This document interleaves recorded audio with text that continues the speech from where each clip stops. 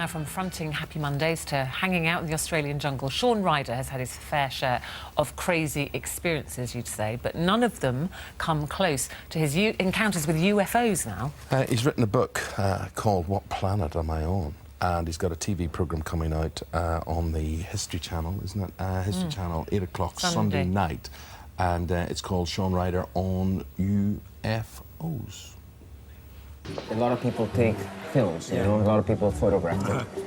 And 7 different videos show this little object going very, very fast.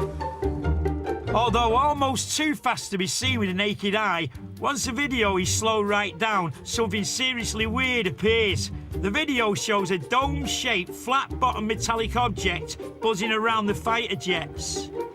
He's very excited about that, but he hasn't turned up yet. I know, he's supposed to be here now, isn't he? Has anyone seen Shaun? Is he not here?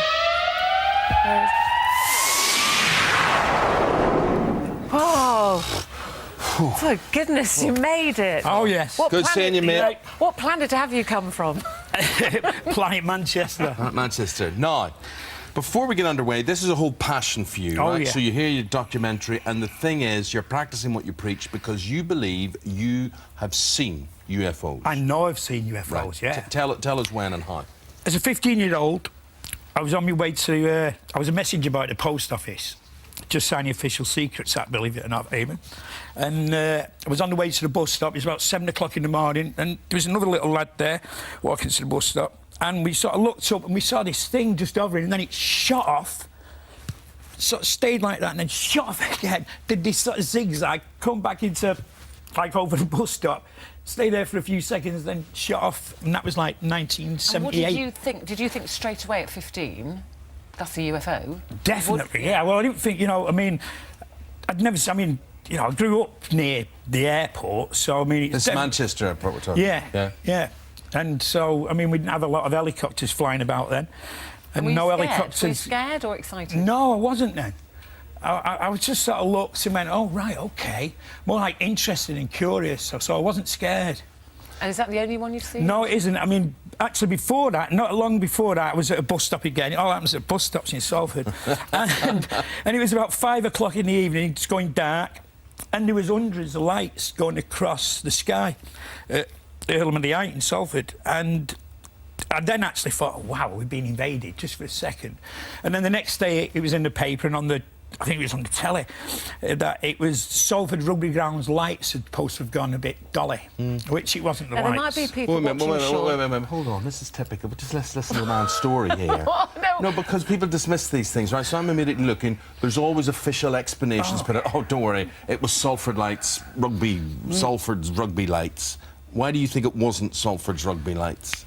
It really wasn't. I mean, I know what those lights look like, even when they go crazy. Yeah. And they don't look like lots of little round objects. But Shaun, you've been crazy in your time too. Yeah, and that was way before the sex, drugs and rock and roll, that Eamon. Yeah? That's what I was just going to say, which is there'll be people watching and going, well, we know Shaun sometimes that might have been on another little plane of your own. I think that's why imagined it. I think that's why they sort of let me see him, I think, so it can get dismissed as the...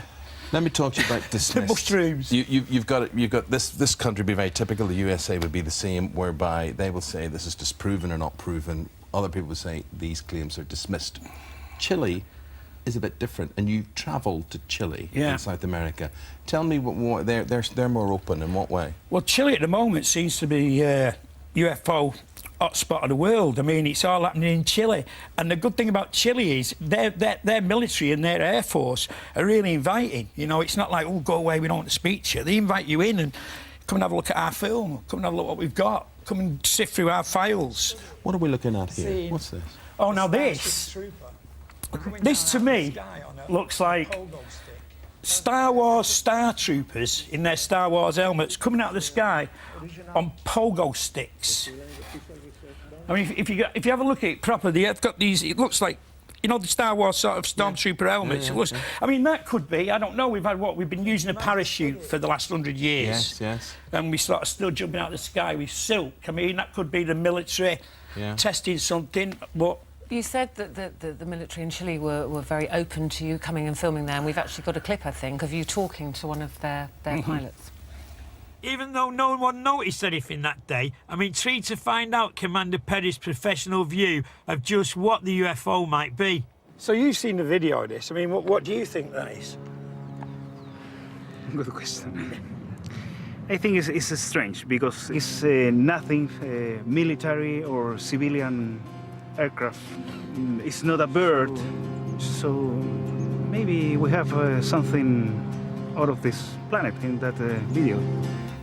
Are you surprised that an Air Force pilot would admit that he can't explain what it is, that it could be a UFO? I'm surprised that they admit it on camera. Yeah. I mean, a lot of these guys that you'll speak to, the experts, and you know, as soon as the camera stops rolling, they'll tell you something completely different than what they'll tell you when the camera's rolling. Meaning more. Well, yeah, and also that, you know, I mean, all of them say, well, we know there's life in the universe. Then you'll get the sort of standard responses, there's life in the universe, but these guys can't get here, it's impossible, you know. And then afterwards, they'll sort of turn it around, well, maybe they can get here, What do you think of people, Shaun, because we're talking about people that do believe, what do you think about people that don't believe, people out there say nonsense, it's just a speck of dust on the camera? Or people whose minds aren't open to believe. Who just say it's rubbish. Well, people that really think that we're alone in the universe are pretty much Neanderthal. You know, I mean, it's like, it's same as when people used to think you fell off the end of the earth, you know, and... Because it was flat. Yeah. You know, it's teeming out there. So rather than not believing, you actually think you're quite stupid if you don't believe. Absolutely, yeah. Yeah, I agree with that. That's absolutely brilliant, mate. It's Sunday night, it's 8 o'clock on the History Channel, and we look forward to that. And it's lovely for you, you know, you go and you do the jungle and you have that life after music, and I know you're still performing and whatever, but someone comes along to you and actually takes you seriously and says, you know, go out there and make that programme. That must have been a great thrill. Oh, it was great, yeah. What do you want to do, Shaun? At home with the Riders, which would have been pretty boring. Seeing as all we do I'd love to see that. We just watch, you know, kids' television and go to the park, so that would have been pretty boring. That's not boring. Good seeing you, Shaun, in good Sounds form. great. Thanks Cheers. very much, Thanks, Nate. Thank you very Thanks, much. Shaun. Nice to Thank see you. See, the thing with you is you don't want to believe because you're frightened. No, to I believe. do believe, but you're I sort of- think I'd be quite scared to see someone, I think. I don't know, because I don't think I have ever seen one. If you've seen anything, let us know today.